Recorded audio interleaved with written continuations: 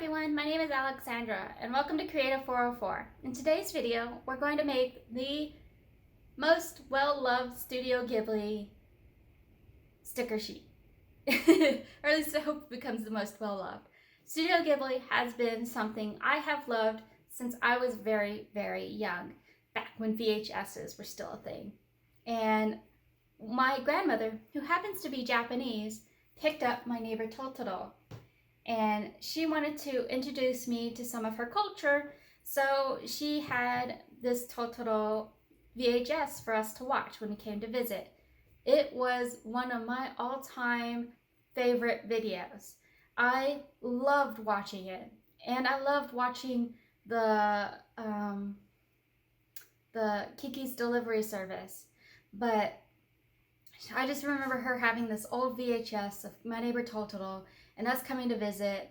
Now, since my grandma's Japanese, she's the only one in my family that's Japanese. So she didn't really have much to really show us, but my family was deeply saturated in her culture.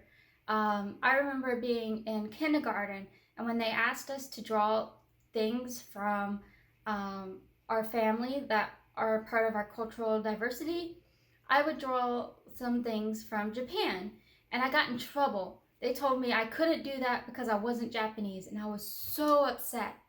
I love my grandmother, and it was really upsetting that they're like, you're not Japanese because you don't look Japanese. And so it really hurt me, and it really traumatized me as a child. I actually had my mother write them a letter telling them that yes, my grandmother is Japanese, and I do have that cultural significance inside of my family.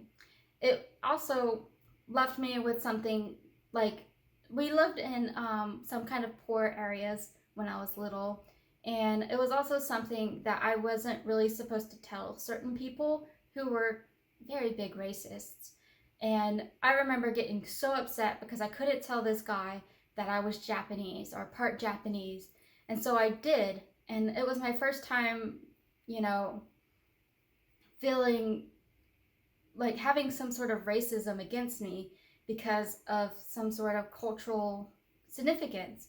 And he was not overly upset, but you could tell he was judgmental, and he called me a Jap and talked about the war and things like that, even though I don't think he was ever in the war. I don't think he was that old. But I was young, and so my memories of it are very vague. And it left me a little disheartened that, something that I take pride in was something that someone else disagreed with. And so I was saddened by that, and that was my first experience having that kind of situation at a young age, to be discriminated against because you don't look a certain aesthetic that goes to a certain cultural or racist because you are, and it's just really confusing. And to have people judge me was very disheartening. So when I went to visit my grandmother, My Neighbor Totoro was something that I took to heart and just enjoyed and loved. I eventually fell in love with anime and really enjoyed just divulging into the culture that was my grandmother.